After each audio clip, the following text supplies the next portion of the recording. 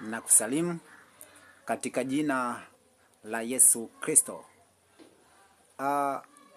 Uko nami mtumwa wa Yesu Kristo, Philibert Kalokola, nikikuletea somo letu pendwa kwenye kipindi chetu cha Salvation Covenant of Jesus Christ for all nation, na leo tukiangazia maswali mbalimbali kama ilivyo ada yetu.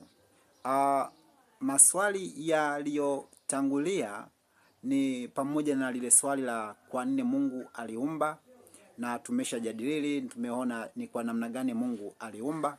Lakini swali la pili ni lile swali ambalo linahusiana na kwa nini Mungu alimuumba shetani, na tukaona ni kwa namna gani kuna viumbe vingine au kuna uwepo wa vitu vingine ambavyo vipo leo hii havikuumbwa na Mungu, na ni kwa namna gani havikuumbwa na Mungu. Lakini tumeona pia leo hii tumekuja na swali jingine ambalo limetufikia mahali hapa. Watu wamekuwa wakiwa na shauku ya kuuliza maswali, wakihitaji kujua mambo kadha wa kadha kuhusiana na imani, lakini pia kumuhusu Mungu mwenyewe. Na leo nimekuja na swali lingine ambalo nimeulizwa ama tumeulizwa kwa sehemu kubwa tu, watu wakihitaji kujua vile jinsi ambavyo mambo yanaenda. Swali la leo linasema ya kwamba ni kwa namna gani ama ni wakati gani aswa ambao binti ama kijana wa kiume anatakiwa kuoa. Hayo ndugu yangu ni masuala ya ndoa, kwa hususani kwa vijana. Ni swali ambalo linahusiana na vijana wenyewe na taasisi nzima, lakini pia si vijana tu, hata sisi watu wazima ambao yamkini tupo kwenye ndoa tayari.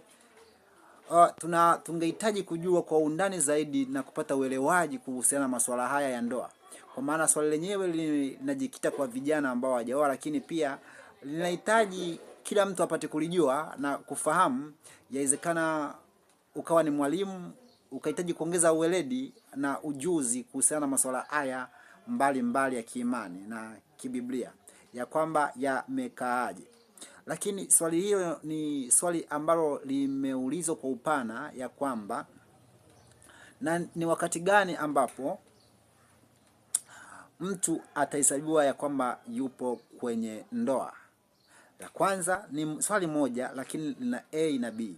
Swali hilo moja lina A na B, kwamba A yake ni namna gani ama ni kwa wakati gani ambapo binti wa kike ama kijana wa kiume anatakiwa kuoa na kuwa katika ndoa. Lakini B yake sasa ni kwa namna gani utajua ya kwamba hii ni ndoa takatifu. Bwana Yesu Kristo atukuzwe.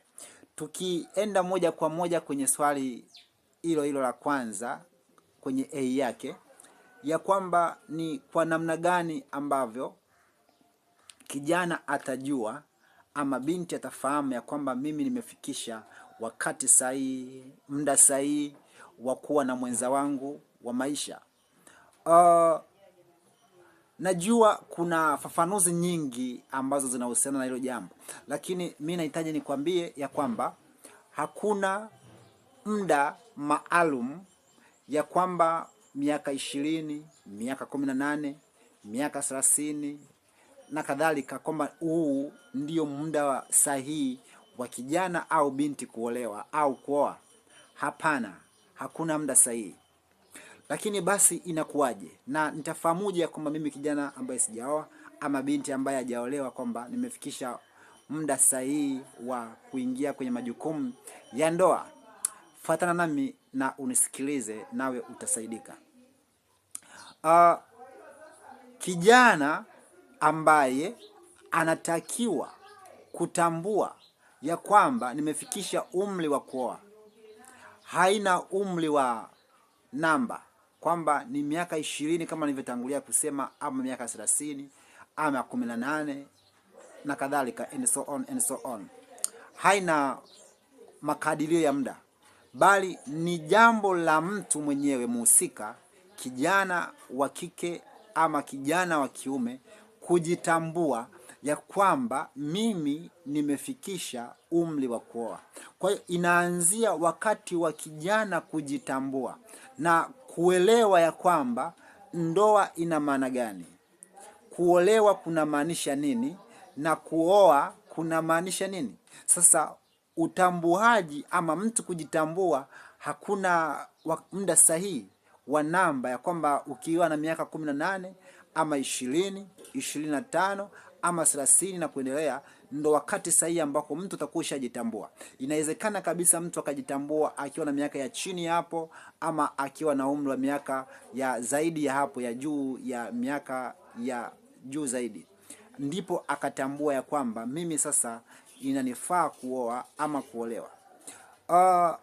Kwa hiyo ni kujitambua kwa mtu, kujitambua kwa kijana wa kike ama wa kiume kwamba nimefikisha umri wa kuoa, na kujua ya kwamba ndoa maana yake ni nini na ni kitu gani natakiwa nikifanye mimi kama mwanandoa, kama ni binti ama kama ni kijana kwa mwenza wangu, na ninaenda kufanya nini. Bwana Yesu Kristo atukuzwe. Kwa hiyo ni jambo ambalo linaanzia hivyo. Kwa hiyo utajitathmini, na ndio maana sasa haruhusiwi mzazi kumlazimisha binti, kumlazimisha kijana wake kujiingiza kwenye mahusiano na kujiingiza kwenye masuala ya ndoa.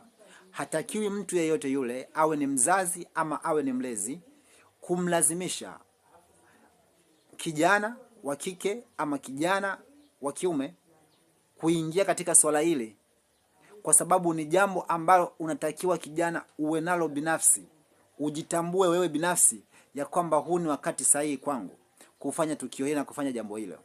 Bwana Yesu Kristo atukuzwe. Na ndio maana naona serikali nyingi duniani leo hii wanapinga ndoa za utotoni, kwa sababu kimsingi utaangalia ya kwamba vijana wengi walio na umri mdogo wanakuwa hawajafanya maamuzi ya moja kwa moja ya kujiamlia ya kwamba tunaweza tukajiingiza katika swala hili. Kwa hiyo ni swala ambalo linamhusu kijana mwenyewe moja kwa moja. Lakini kadhalika vile vile upande wa pili, kwa sababu swala la kuingia kwenye ndoa na kuwa na mwenza wa maisha ni jambo ambalo mwanzo wake linatakiwa kuanza kwa wanandoa wenyewe kujitambua kama nilitangulia kusema, lakini ni mchakato, kuna principle ambazo zinatakiwa kufuatwa, na kijana hajapewa maamuzi ya moja kwa moja kujiamlia, lakini mwanzo wake utaanzia kwake yeye kujitambua. Akisha kujitambua sasa, atawashirikisha wazazi wake wa kike ama wa kiume ya kwamba ndugu zanguni, wazazi wangu ama walezi wangu, mimi nimepata mwenza, nahitaji kufanyaje kuingia kwenye ndoa, naona ni wakati wangu wa sasa mimi kuingia kwenye ndoa. Lakini utaratibu huo hauishi hapo. Inawezekana ni miemko ya kijana wa kiume ama wa kike katika ile foolish age anaokuwa anaipitia katika hatua za ukuaji, hakataka kujiingiza katika masuala ambayo kimsingi hajawa na uamuzi ulio sahihi. Kwa hiyo wazazi wake pia watafanyaje? Watalitazama kwa upana ya kwamba huyu binti, huyu kijana, huyu mtoto wetu, je, swala hilo alilotuambia, je, ni wakati sahihi kwake? Kwa sababu maamuzi hayo yanatakiwa yashirikishwe pia na wazazi ama walezi. Wazazi walizie, binti ama kijana muhusika halizie, ajitambue ya kwamba mimi hili jambo kwa umri niliofikisha naona nafaa kuanza kuingia katika mahusiano na kuingia kwenye ndoa moja kwa moja. Awapelekee wazazi, na wazazi waliomlea, wanaomjua ukubwa wake na ukomavu wake wa akili, watambue na walizie ya kwamba ni kweli jambo hili ambalo natushirikisha ni la baraka, basi tufanye utaratibu unaofuata. Kwa hiyo mchakato unaanzia kwa wahusika wenyewe, vijana, kisha wanawashirikisha wazazi, na wazazi wanatakiwa walizie. Wazazi wanatakiwa wawe na sababu za kulizia. Wakiona jambo hilo ni la miemko ya utoto, wanatakiwa kuweka uzuizi na kufafanua na kuwafundisha vijana wao ya kwamba kwa sababu gani wanazuia kwa wakati huu. wasubiri wakati unaofaa.